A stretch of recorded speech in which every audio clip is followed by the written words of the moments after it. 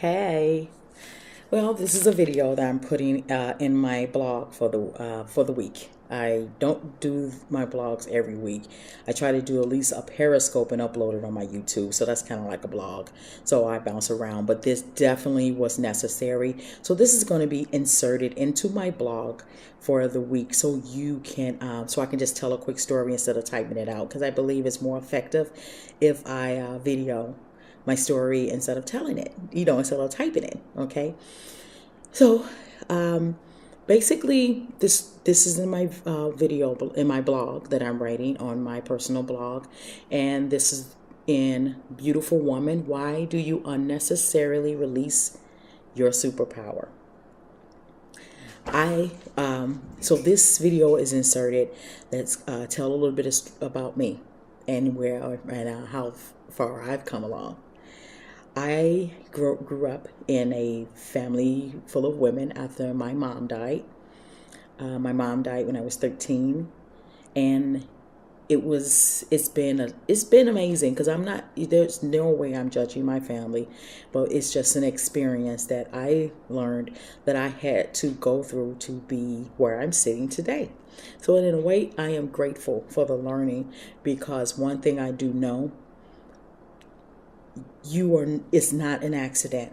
God did not put you where you are or allow you to be in the family that you've been in if it wasn't going to be used for good or for a testimony or a story. So even if your life is sacrificed, if you died for something, fighting for something, it was still not in vain. Okay. And this is the story. Basically, I grew up in a family. My first traumatic experience was when I was 5. I did something at school, and it totally wasn't my fault. But I was in kindergarten, and my first part of my traumatic experience was being my mother. She got very angry because I had a note on my back, and I didn't know I was really in a lot of trouble. But it just set her off, and I got beat. I used to get whippings, so whippings. I knew the difference this particular day, because she beat me to the point that I don't know how long it was, but I know it was a beating, and I was thrown downstairs. Now you see me, and as I got older, I've gotten darker. I was very fair skinned. And being a 5-year-old, and being that I was a sickly child, not sickly, but I did get sick very easily as a kid. I got sick. You sneezed on me, and I was bad for a week or two. I was always sick. So I was frail, little light skinned girl. I got tossed down the stairs because she got so angry with me. She did feel so bad. She felt so bad when she did it, because she couldn't believe it. Anyway, at that very moment, I realized that I never wanted to make her mad again. And that became my story for the rest of my life. Up until a few years ago, I never wanted to make anyone so angry with me that they hurt me. Basically, it was just an experience that I had to go through to understand what my superpower is now. Anyway, I grew up, and I just grew up in this family. My mom died when I was 13, so she was angry, and she was obviously angry because my stepfather abused her, and she was angry. The family didn't know, because she kept it a secret, because for one, she just did not get along with my grandmother. And of course, when she died, she had a rare kidney disorder. And then when she died, I was 13, and I was supposed to be adopted by an aunt, and it didn't happen, and I grew resentment. So there was a cycle of resentment and hostility that started building up, that started when I was 5. I did not realize that it was being hostile. I just didn't want to be angry, but I was. I became very angry when I started seeing that things were being done a certain way. My grandmother adopted us, and I held a resentment against her because I felt that she knew that we weren't supposed to be adopted by her, and I did not like her for it. I hated her for it. And she adopted me and my little sister. And I resented her for years because I did not want to be there. But I do know and did get years later that it was for my good. That path was chosen for me so I can be where I am right now. So basically, my story was just I was raised in a very hostile, resentful family, raised by bullies.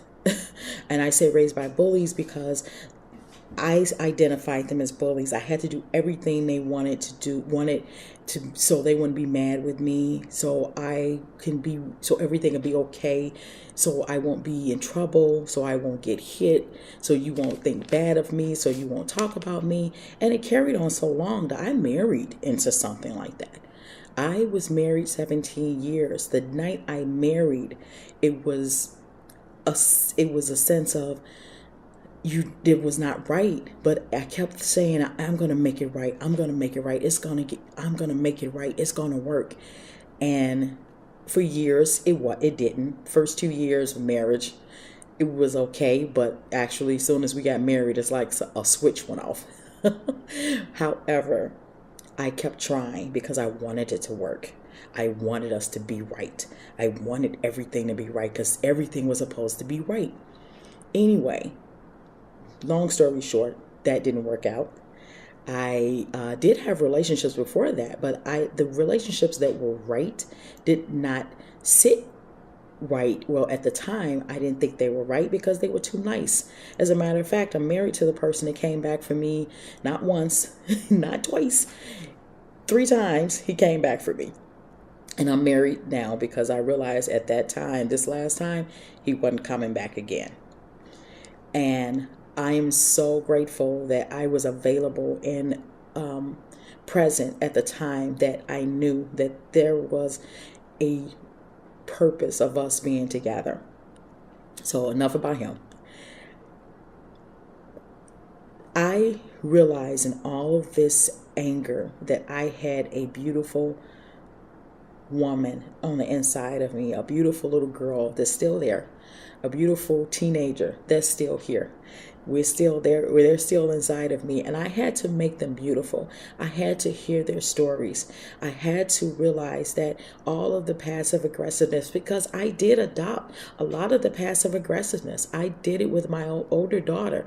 When I got very angry with my daughter, and I picked her up, and she was 6, and I picked her up by her neck as a kid in anger. I immediately stopped and realized that this can't go on. You have to not do this again. So when that hit me then, that's when my life started changing. I had no idea. I didn't know that I was going to be where I am right now back then.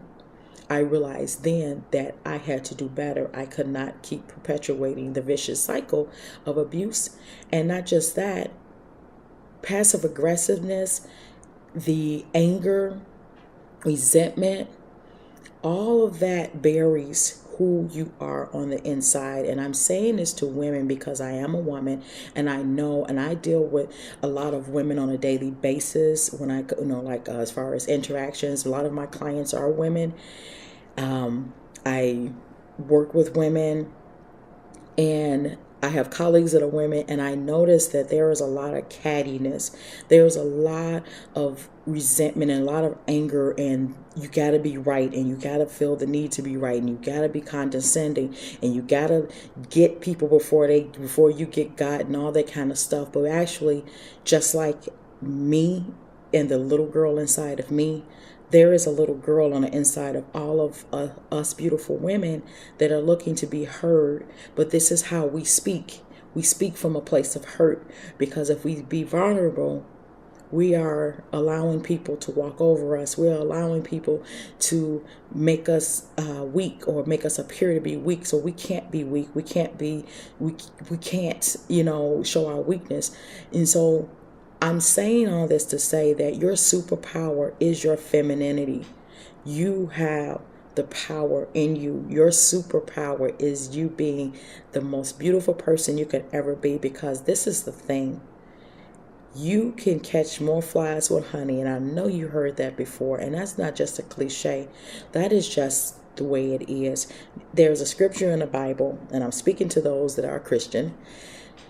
A soft answer turns away wrath. Does it necessarily, is it necessary to be right? What are you getting from being right? And that's what I'm going to go back and finish writing this. But this video was to be an insert of who I am as Alanda Gregory.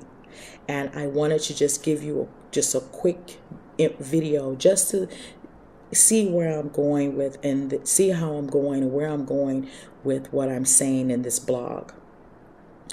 I started as a child on her way to something great and had no idea. Had I got stuck in my story, I would not be sitting here where I am today, empowering other women to use your superpower. Your superpower is how you can change the world, how you can soften and turn away wrath by not feeling like you need to be right. How, by not feeling you need to jump all over somebody because you got to be heard. There are ways to be heard and be clear. However, being that the woman on the inside of you, you have to wear that. You have to be that. Beautiful women sometimes don't have to say a word to be heard. Thank you so much for allowing me to share my thoughts, and keep reading.